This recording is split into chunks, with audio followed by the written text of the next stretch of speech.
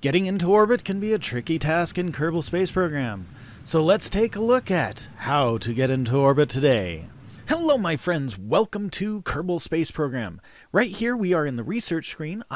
For this demo I have a science-only career path going on, and this is the pathway of just the minimum that we need to potentially make it to space. In general, I personally have had very little success getting to space with just solid rocket engines, so I work on getting to this point before I dig into the rest of the game. Now, this one here is a little bit off topic, but it helps to have some better parachutes and the heat shields so that you don't have re-entry problems. But also, in these other ones, you've got science, and the science helps you get more of the science points to be able to unlock these upgrades. So our big thing is we need the fuel tube in that last, not this one, but this last tier right here. We need the fuel tube in order to be able to make this ripple effect happen. So what we're going to do is we're going to go into the VAB, or Vehicle Assembly Building.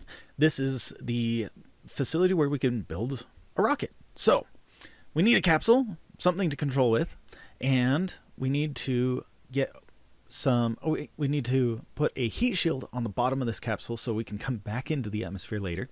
That will not be in this video, but it's always best practice to put together your rocket how you would actually want the full mission to go.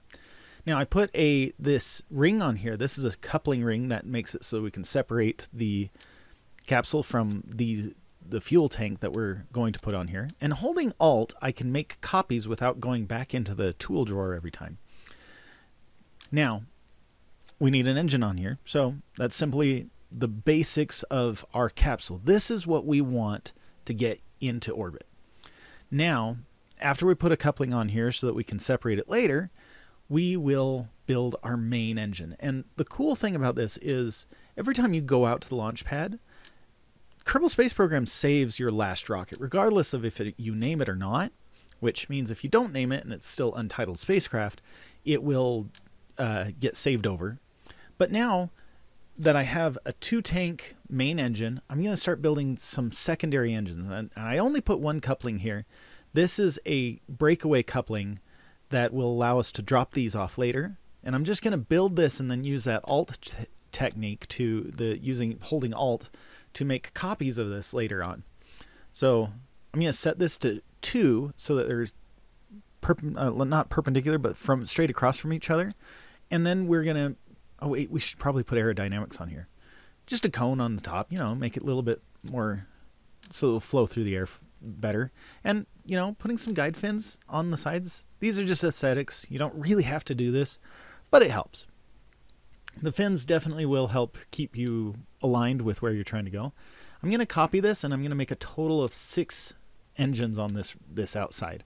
Now, having the smaller coupling, there is a larger coupling. Having the smaller coupling does make this a rather tight endeavor, but now we have 7 engines going in the same, pushing for space.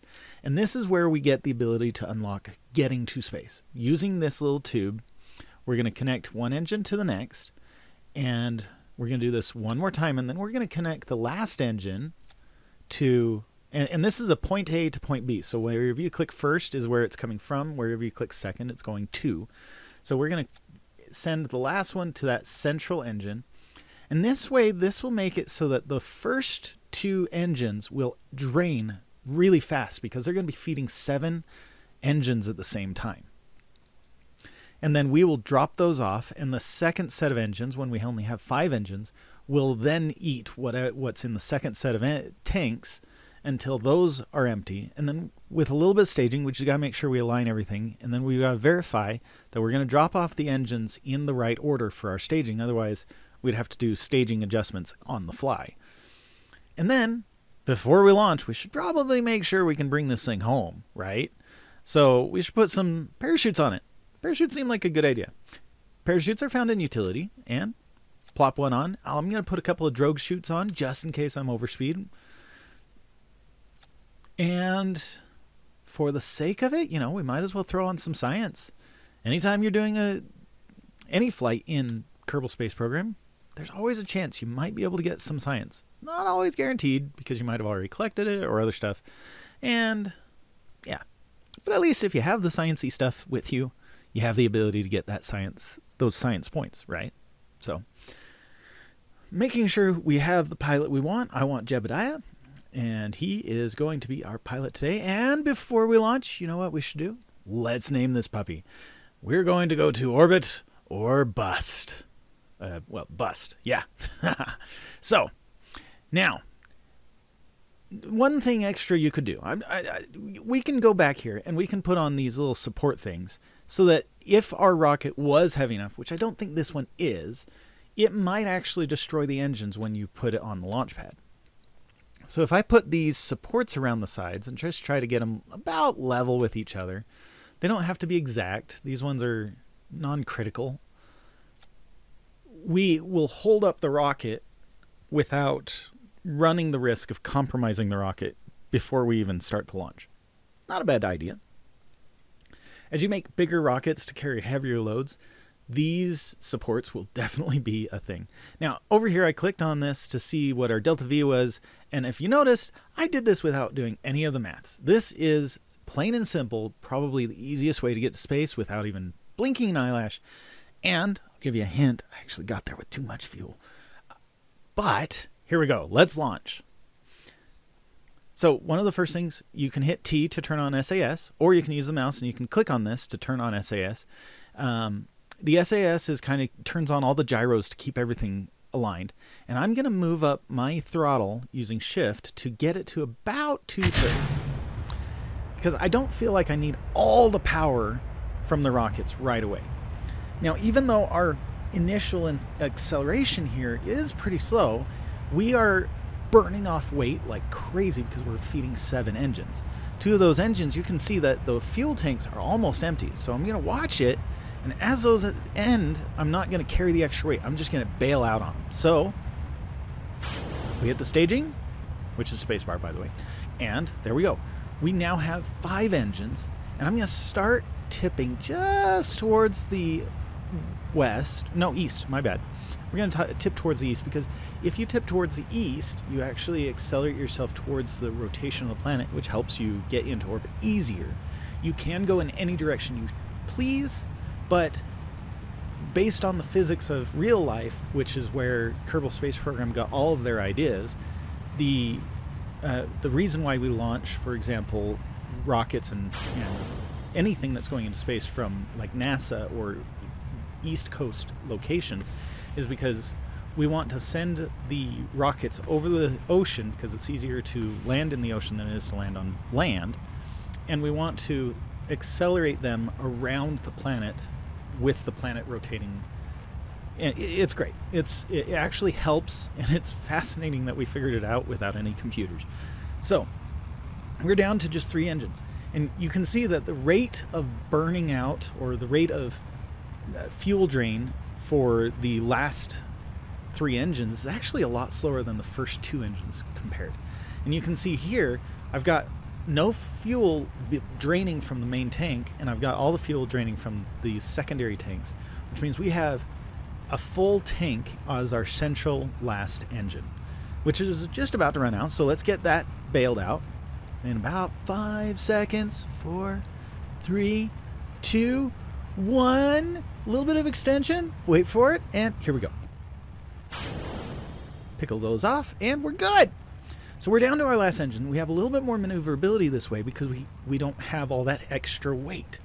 And what I'm watching for now, by going into the map, by hitting M, I want to get our apoapsis, which is our highest point of our proposed orbit. I want to get that to at least 70,000 meters, because 70,000 meters, it's like anything like above 65,000 meters, you'll be good. And so I'm going to kind of keep pushing at a lower rate. You can see that I'm now just above 1/3 thrust, and I just cut it off. But just getting it to that 70,000, then I can put up a maneuver node, and I moved it until PE showed up, which is periapsis, which is our lowest altitude point of the orbit. When the PE came around, the apoapsis just went to the far end of the planet, And that means that we are now creating an orbit rather than eventually going back to the planet. We still have to burn for it, so I'm watching the timers down here, down by the mouse next to our control ball, and it's telling us how much time we need to burn and how many meters per second we need to accelerate in order to make this all work. Now over here, this is new to me because I haven't played Kerbal Space Program in a couple of years. I actually found this really awesome. This tells us what our periapsis and apoapsis is in live without having to go to the map all the time. But I'll probably still go to the map several times just to see where the line is. You can see this line slowly increasing in distance. And we're going to just burn at full power to try to get this to go. Because if we don't go at full power, we will pass the apoapsis and we'll have to start dedicating power or our energy of moving into the orbit into energy of moving into the orbit and staying away from the planet. So right now you can see I'm right on the horizon, pointing the rocket right along the horizon, and we are accelerating as fast as we can at our apoapsis. And that line is creeping around the planet, and eventually our periapsis will become an altitude that's greater than 0, and it will go into the sky, and once it's above 70,000 meters, we're good to kill the engine. Here it goes. And I'm not going to line it up exactly with the what I did for the maneuver, but there we go. At this point, I truly could do absolutely nothing, and Jebediah would be in orbit indefinitely. He would never, ever have troubles in terms of coming down from space. In real life, that's not entirely true. There is just a hair of friction caused by gravity that will eventually throw orbits out of alignment and cause things to go. This is part of the reason why we have some satellites that age and eventually fall back into the atmosphere. They are not, whether it be a piece of space debris or just the basic, like what I indicated, gravity does kind of produce a little bit of friction. It's not a lot, but it can mess things up. We can stay in orbit indefinitely. So that's really cool. Now, we have all this data here. We can see that it's going to take like 31 minutes to go around the planet and all sorts of fun stuff. That little window is new to me, and I love the fact that that's there because that makes things so much easier for paying attention to things. And if you notice, we didn't even burn up all of our main engine here. I still have the main engine and the capsule engine capable of being used. And I can do all the science now. So, go on a little spacewalk, get my science, try to do the science from outside, realize that I'm not a scientist, and I have to go back into the ship in order to do that science. But we can collect science and then run our tests, maybe stay in orbit for a couple of times, maybe send up another rocket. We've got all sorts of options to us now. Being in a stable orbit means that we can go back to the planet and build another rocket or a space station and get it up into the orbit and start building a colony up in space. This is awesome. And guys, thank you for joining me on this launch. Hit that like button if you enjoyed this tutorial, and I hope that you have a wonderful flight the next time you go into KSP. We'll see you next time. Bye-bye.